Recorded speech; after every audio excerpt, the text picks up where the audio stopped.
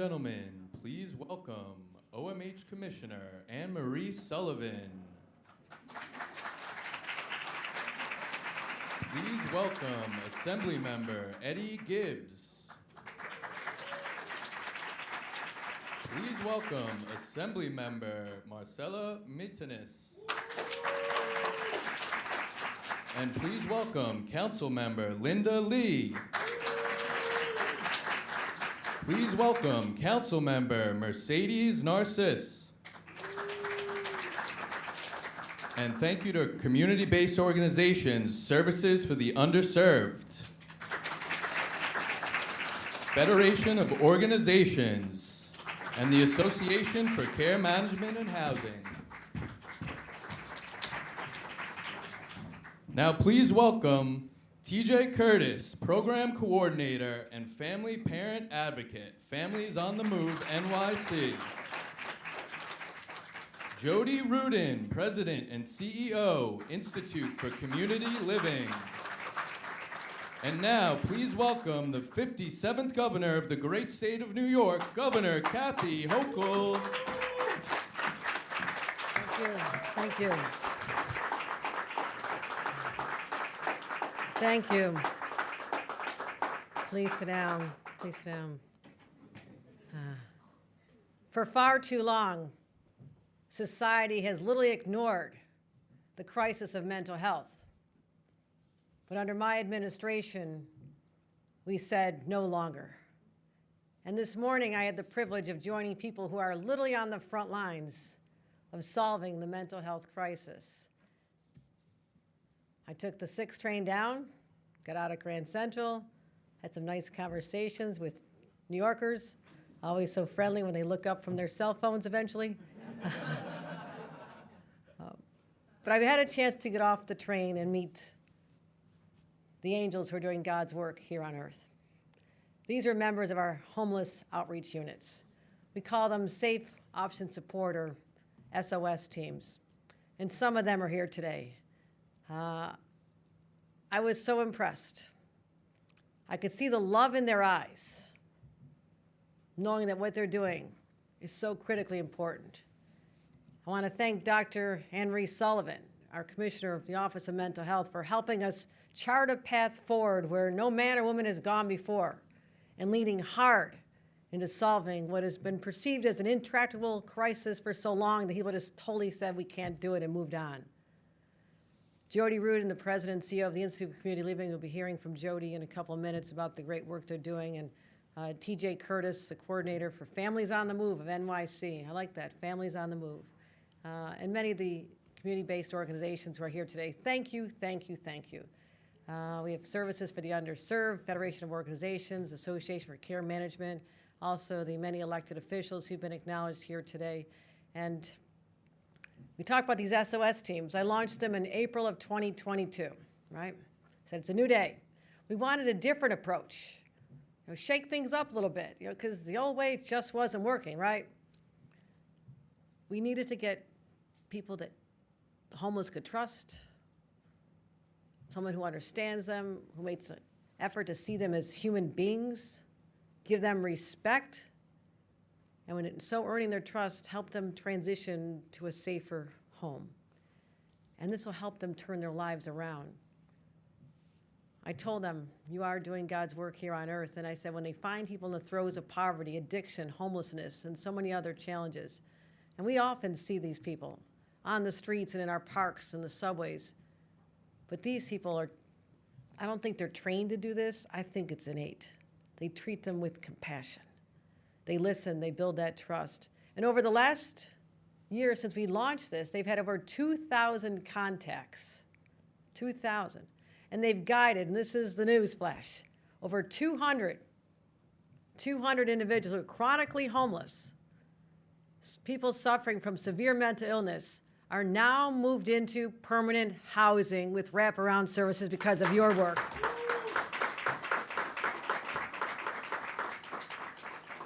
These were the ones that no one could move on before, and many of them in the throes of severe mental illness. Their stories are remarkable. Our team in Brooklyn found a man who'd been homeless for 7 years, 53 years old, battling chronic addiction. In less than 3 months,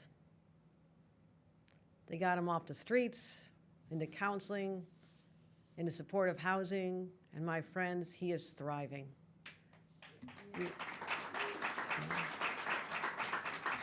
Now, these individuals won't reach out to us.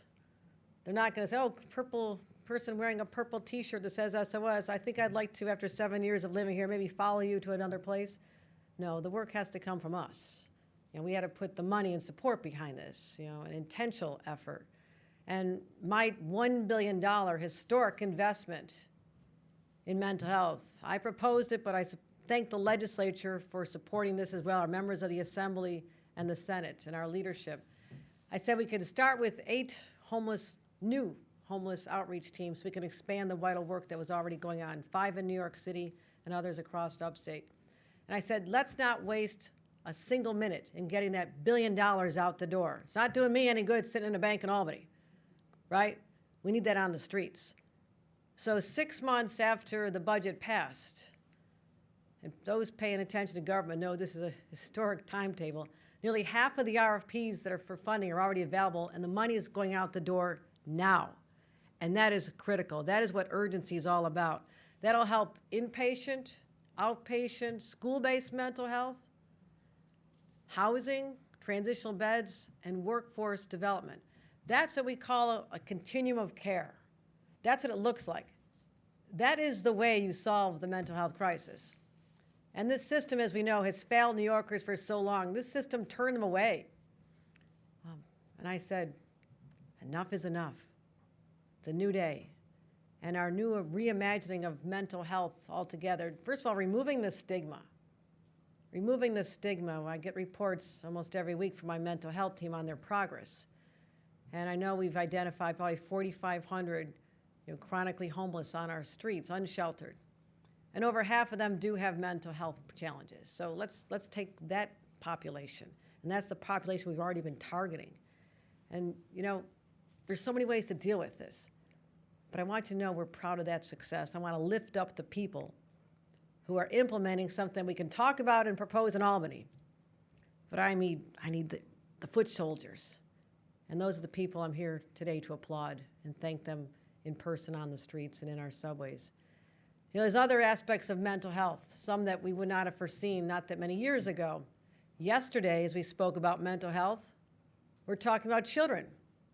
Children who are sitting there prey to these algorithms designed by very sophisticated companies that keep bombarding them with messages. And they're not showing pictures of puppies and lollipops. This is not positive, and that's actually quite sad when you think about it. This had the potential to give uplifting images to young people, especially girls, about body image and how insecure every teenager is no matter what. Nice music and support and letting them know they're good people. Instead, the opposite has happened. So the Attorney General and I stood up with many people behind us and said, New York will lead the way to help our children. Because when you think about it, and this is why I'm so vested in getting mental health services into our schools, you catch the signs early. You help these young teenagers not have their minds infiltrated with these messages. And just maybe we can stop the next generation from ending up where the individuals we're trying to help today are. That's how I'm looking at this. This is over a lifetime. And today I want to talk about some of the other progress we've made. Getting people into the beds, into beds has been a crisis. After the deinstitutionalization of the 1970s, and I've spoken about this. Why do I know so much about this and those keeping track? It's personal. What I would say is my family. My parents were involved in everything, including helping people that were on the verge of being set out in the streets when they started closing the big institutions. And again, we know the stories, the horror stories that prompted this. People had never lived in society, teenagers, young adults, had no idea how to go to a grocery store. They didn't know what a library was. They couldn't function in society, but they were being thrust out there, thrust out the door. You're on your own, good luck. my parents and other people from our community stepped up and we started bringing people into our home. Now, we already had 6 kids. We didn't have a lot of rooms. We all bunked up. We invited people in like Roger and Melanie, teenagers. I was probably 13, and I was told to take them shopping into town and teach them how to buy a hamburger at the local hamburger joint. And I didn't realize I was part of something that might have just helped them feel more normal, to understand they do fit here, that with help and love. So that has always been part of my life story, to understand that there's people out there who just need a helping hand. And that's what all of you do. So we've never built alternative housing for them.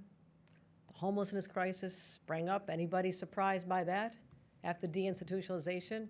So my predecessors for years were just shutting down psychiatric hospitals, eliminating psychiatric beds, and replacing them with nothing. So if you, like any other health issue, if you don't treat it, it gets worse. And that's why we have so many people on our streets. One of the reasons you can't get a psychiatric bed. And if you do get a bed, you don't get the support when you leave. We changed all that. Because I said we have a moral imperative to finally break this cycle and fill the gaps. And that's what we're talking about. So why are psychiatric beds so important? And I know they're expensive, and they require specialized training. We heard all about this, and everybody's telling me they can't do it. But I said when the budget passed, I promised 150 new beds in state-operated facilities over the next 2 years. I'm proud to announce we are way ahead of schedule. As we speak, 99 psychiatric beds are already online, and by the end of this year, not 2 years, this year, we'll have 150 already online to take care of people in need of those services. And so, also, we keep blaming the pandemic for everything. Well, here's another one. A lot of beds were converted to COVID beds during that crisis, psychiatric beds. But we no longer need those beds. I said, bring the beds back online. Hospitals, bring the beds back online. And they said they would the first year, and they basically didn't. Many of them did. Some did, many did not. I said, well, why not? Well, the reimbursements were higher for non-psychiatric beds, so there's a financial disincentive. I said, all right, let's look at that, team. So we compressed the differential in reimbursements, so you would not use that as an argument. I don't want to leave the hospitals struggling. I need them to open beds. And because of our efforts, we'll have 500 community hospital beds online by the end of this year as well. So between the state facilities, our community hospitals doing their work now, we'll help them. We'll help them get started. And not only did we launch that higher Medicaid reimbursement, we launched a loan forgiveness program for people to go into the profession. Because a lot of times someone will say to me, we can't open the beds because we don't have enough staff. Okay, I listen, I solve problems. I don't just, oh, that's a good reason not to do it, don't worry about it. You're gonna do it, and here's how we're gonna help you do it. So that's how we're focusing on this as well. But to my friends in the hospital community, those of you who've listened and followed this, I thank you. The rest of you, you're on notice. I said there'll be fines. There'll be fines if you don't bring these back online in the timetable we're telling you. Because I can't tell someone that I saw this morning in our subway, I know you want to get help, you've listened to our SOS teams, you trust them, you're ready to go, but oh, the hospital's taking too long to bring it back online. Doesn't work for me. Work for any of you? No, we're done. We're done with excuses. Can you tell I'm a little impatient about this? Yeah. I don't like excuses, right? So here's what's at stake. People's lives. People's lives are at stake. It's dangerous for them to be out there, and it's frightening to society as well. People have this perception that something could happen to them at any time, and sometimes it does. We have to understand that deep-rooted fear that New Yorkers have right now as well. We'll be ultimately judged, maybe not in this life, but definitely in the next, about how we took care of the most vulnerable, the neediest among us. This is our challenge. It's a challenge that I embrace, all of you embrace. We don't run from this. And I'll tell you, we are off to a strong start. And this, my friends, is just the beginning. And with that, I want to thank all of you for coming.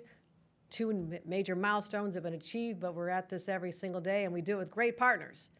I'm proud to introduce Jody Rudin, the President and CEO of the Institute of Community Living, to talk about her experiences on being on the front line as well. Jody Rudin.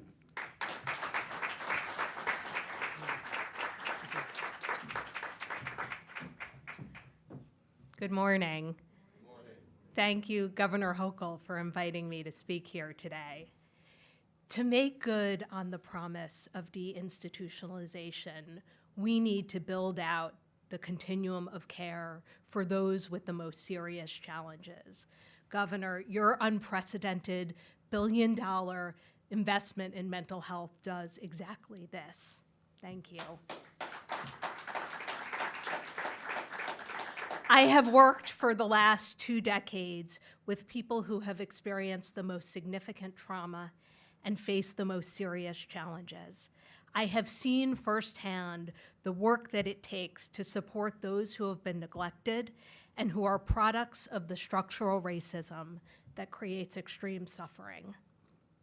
At the Institute for Community Living, which supports over 12,000 adults, children, and family in getting better, I see daily how high-touch programs and interventions at critical opportunities successfully support people in overcoming their challenges. Governor Hochul's transformative, multi-year investment to overhaul the state's continuum of mental health care wisely recognizes that there are some moments where you either have a great likelihood of getting people to accept support or an increased likelihood of having them once again fall through the cracks. One of the greatest points of inflection occurs at the moment of hospital discharge. When someone sleeps in a bed for the first time, even if that bed is in a hospital, that's a point where they are often more likely to say, I want to stay inside. And being able to provide housing, a bridge to housing at that moment is key. Governor Hochul is building the infrastructure to make the transition from hospital to community a success for people. I can't stress how important this is. We have failed people too often at the point of discharge, even though it's discharge that creates the greatest opportunity to help people build stability. As we've just heard, her plan adds much-needed inpatient psychiatric beds and funds large-scale expansions of community-based services that we desperately need more of to ensure that people don't fall through the cracks. These community-based programs help people thrive. They take the stigma out of care and allow people to form relationships and build trust. And these are perhaps the most critical components of attaining good outcomes. Take Gary, who has a long history of being unhoused and who's living with serious mental health struggles. Thanks to a new transitional housing model that we launched this year with our amazing partners from the State Office of Mental Health, in a span of a few months, Gary moved from this temporary program to permanent housing while working on his broader recovery. We meet the nearly 550 people enrolled in our assertive community treatment teams wherever they are, in coffee shops, in parks, in libraries, in shelters or community centers, to provide them with the care they need. If they're hungry, we buy them food. If they need shoes, we take care of that. If they need a wound treated, we'll handle it. If they need someone to listen, they can count on my team. And of course, we help them with medication, housing, and so much more. Along these same lines, getting people into care immediately following their first episode of psychosis is key to better outcomes. Governor Hochul's investments include school-based health clinics, healthy steps, and home-based crisis interventions, which will help us better identify people in need of early intervention and prevent people from experiencing years of deteriorating mental health, which leads to hospitalization, homelessness, and often incarceration.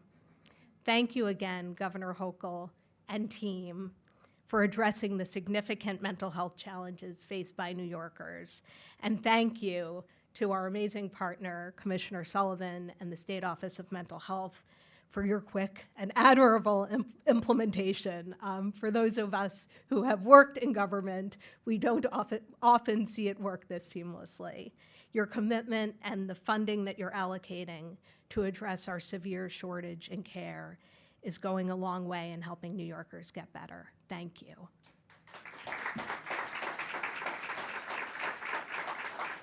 And it is now my great pleasure to introduce TJ Curtis, the Program Coordinator and Family Parent Advocate for Families on the Move, NYC Speaks.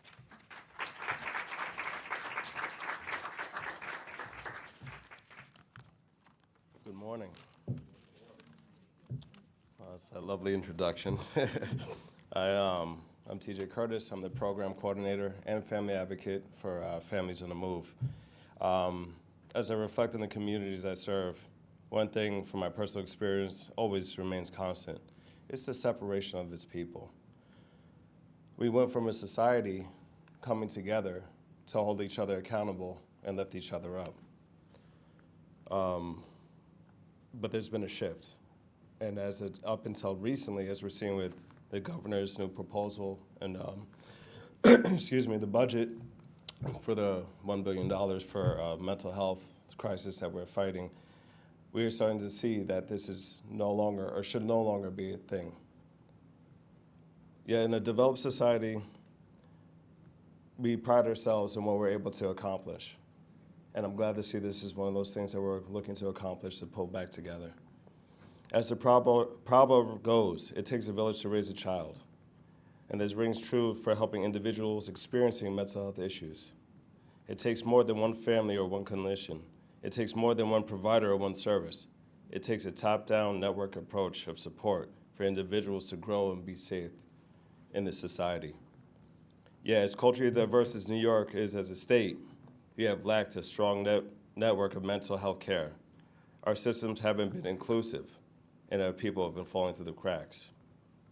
And as a product myself, as the foster care system, I got to see this firsthand. I got to see what was in the systems and what was not. We need to approach mental health as a community so we can best help those who suffer the most from these systems that don't work hard for us. I was fortunate enough when I was adopted by my family to have recognized the importance of mental health. And that's influenced my role to becoming an advocate. My lived experience had me start one of the founding members of Youth Move National, which is a youth-run organization that helps support, educate, guide, and advocate for those who are suffering or experiencing any of the various systems of care. The continuous traumas of foster care breeds a multitude of mental illness and behavioral problems, and for persons of colors. The response to these problems is often negative and stigmatizing. It took me years to accept therapy as a tool that could actually help me, and it took me years to learn to love myself and love the skin that I walk in. This is why I became an advocate, to help young people, to help families with similar upbringings to better understand that we should negate the negative aspects of mental health, that it's a thing and it's nothing to be ashamed of. Having lived experience allows us to work closely with families.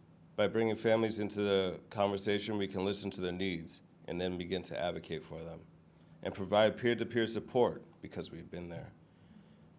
We can explain our needs to our providers and our government leaders, along with what does and doesn't work in New York's mental health systems. When families are not present at the table, the chance of success diminishes. Those in clinical communities need to understand this and appreciate the critical perspective that lived experience brings. Doctorates and degrees cannot capture the full breadth of experience for those families and individuals living with mental health. Governor Kathy has brought both awareness and funding to these causes with her expansive $1 billion mental health plan care, which will help bring those who experience mental health illness and their families the much needed support they deserve. This investment will correct historic inadequacies and start much needed change to build a more inclusive system. As this plan comes online in real time, I am pleased to see its funding is extending to residential facilities, transition services, and not just inpatient beds. Wraparound services for families and providing them external and essential resources is a strong, productive step to move both our city and our state forward to be strongly unified. Mental health issues ultimately manifest in our communities, and it is up to us to form a unified approach to resolving them. Let's work together like the villages raising a child. Let's ensure our young people and families have access to services, the needs without any bias or negative experiences. Let's allow our professionals to remember we are not our degrees. We are people just like the ones we serve. Let us listen and partner with our families. Let us adapt, evolve our approach to get the desired outcome. Let us get this mental health crisis under control. Thank you. A special thank you to Assemblymember Manny De Los Santos. That concludes our program. Please make your way to the exit. Thank you.